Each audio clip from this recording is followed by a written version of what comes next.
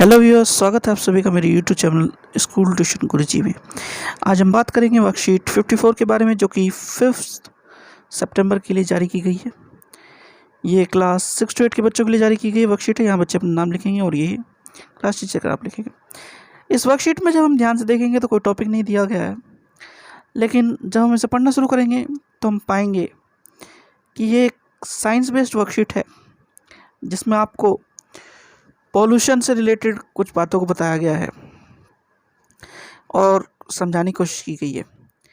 एक वर्कशीट आपकी अभी कुछ दिनों पहले हमने देखी थी, जो कि वर्कशीट थी नेचुरल कलर के बारे में। वो भी एक तरह से साइंस सब्जेक्ट से रिलेटेड थी, जिसमें आपको बताया गया था कि आप कैसे नेचुरल कलर्स को यूज़ करके अपने जीवन को कलरफुल बना सकते हैं और ऐसा बना सकते हैं कि आप उनको आराम से उपयोग कर सकें और नेचर को नुकसान ना पहुँचाएं। तो इसमें भी कुछ ऐसी चीज़ों के बारे में बताया गया है। तो आइए देखते हैं क्या बताया गया है। Bengaluru based Rishita Sharma started his journey of zero waste lifestyle 6 years ago. She learnt about the problem of water pollution due to immersion of Ganpati idols made from plaster of Paris (POP), along with the idols that takes a month to decompose. Devotees were also dumping puja waste. तो ये क्या कह रही है? ये बात कर रही है वर्कशीट ऋषिता शर्मा के बारे में, जो कि एक बेंगलुरु की रहने वाली है, कि उन्होंने 6 साल पहले एक जीरो वेस्ट यात्रा शुरू की। और यात्रा का मतलब जीरो वेस्ट दिनचर्या शुरू की या जीरो वेस्ट काम करने शुरू किए। कैसे काम करने शुरू किए?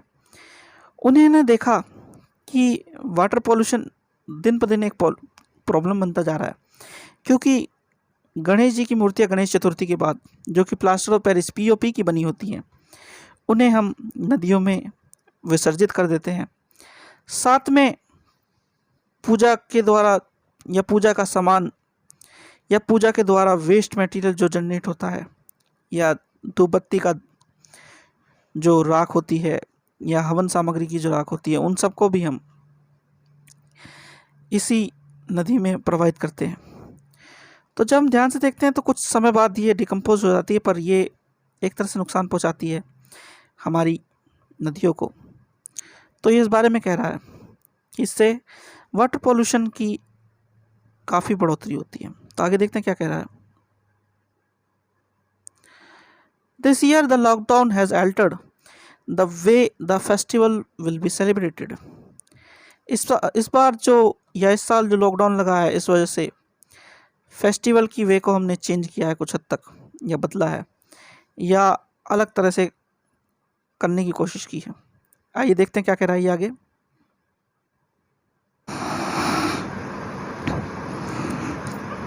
तो हम लोगों को ये पता है कि इस साल जो लॉकडाउन हुआ है, इसमें हमारे पास सीमित संसाधन थे और सीमित संसाधनों में हमने अलग अलग त्यौहार मनाए।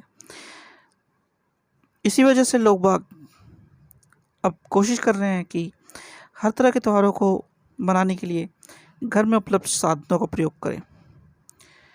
तो आइए देखते हैं क्या कह रहा है ये आगे। ये कह रहा है आगे, people are celebrating the grand festivals at the household level. Rishita shares simple steps online to make clay Ganpati idols at home. तो क्या कह रहा है ये कि बड़े से बड़े त्यौहार भी अब हम अपने घर के लेवल पे बनाते हैं।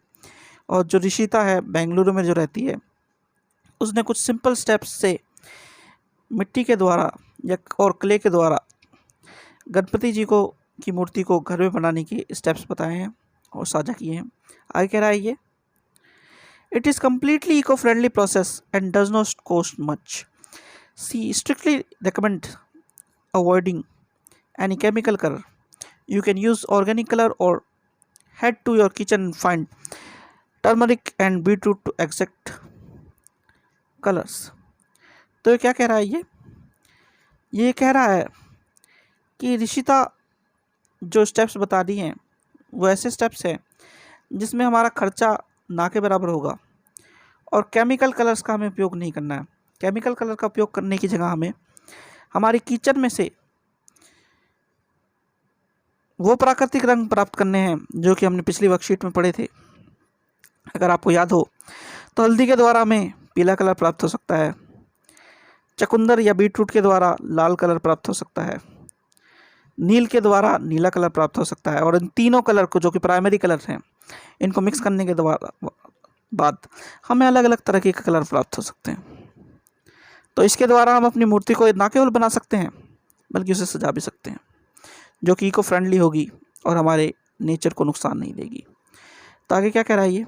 आगे कह रहा है ये, people have started using creative ideas like chocolate, red soil, leaves, newspaper, vegetables and other biodegradable materials which can decompose या break down into simpler molecules like carbon dioxide, water or methane by microorganism easily to make ideals। तो क्या कह रहा है ये? लोगों ने already इस चीज़ों को स्टार्ट कर दिया है और करना चाह रहे हैं। क्या कर रहे हैं वो? चॉकलेट, लाल मिट्टी, पेड़ पौधों की जो पत्तियाँ उनके उसके साथ अखबार, और हमारे जो वेजिटेबल्स हैं या सब्जियां हैं जो कि बायोडिग्रेडेबल मटेरियल है। बायोडिग्रेडेबल मटेरियल वो होते हैं जो माइक्रो ऑर्गेनिजम्स के द्वारा या सूक्ष्म जीवों के द्वारा आसानी से सड़े या गलाए जा सकते हैं या डिकम्पोज किए जा सकते हैं और हमारे प्रकृति को नुकसान नहीं पहुंचाते। अगर आप ध्यान दें तो इससे पीछे की वर्कशीट में आपने देखा था किस तरीके से अलग अलग चीज़ों को बनाया जा सकता है, तो वो तरीका भी आप यहाँ पे उपयोग कर सकते हैं कुछ हद तक।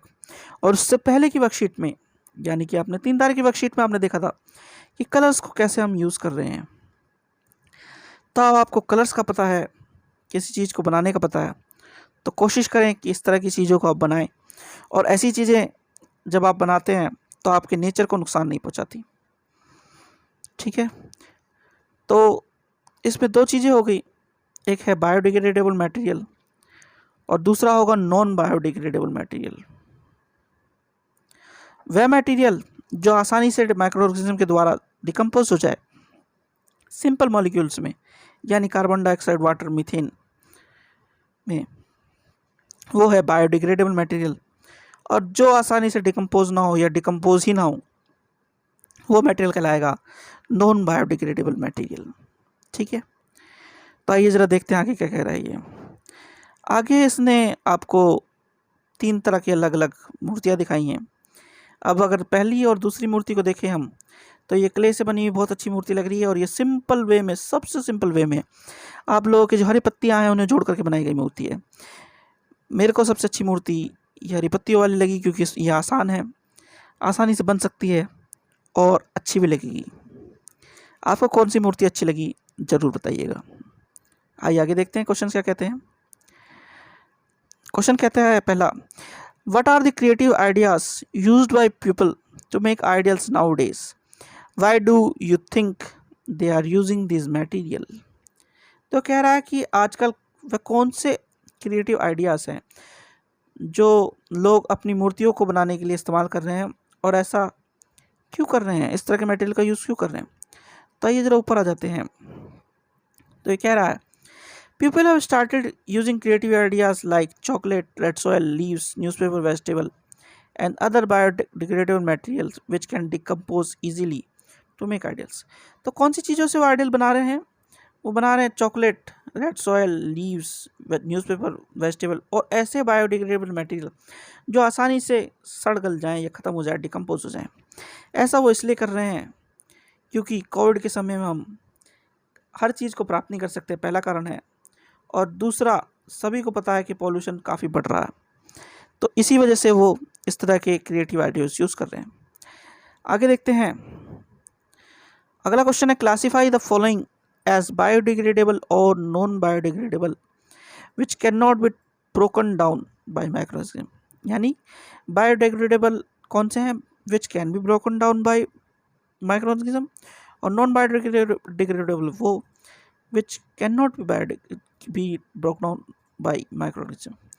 तो वेजिटेबल और न्यूज़पेपर आर बायोडिग्रेडेबल मटेरियल क्योंकि ये सड़गल जाएंगे, ऊपर पढ़ा भी हमने इसके बारे में, और गिलास और plastic was non biodegradable material क्योंकि ये आसानी से सड़गल नहीं सकते।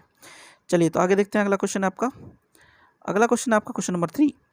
What are the different materials being dumped into rivers as puja waste?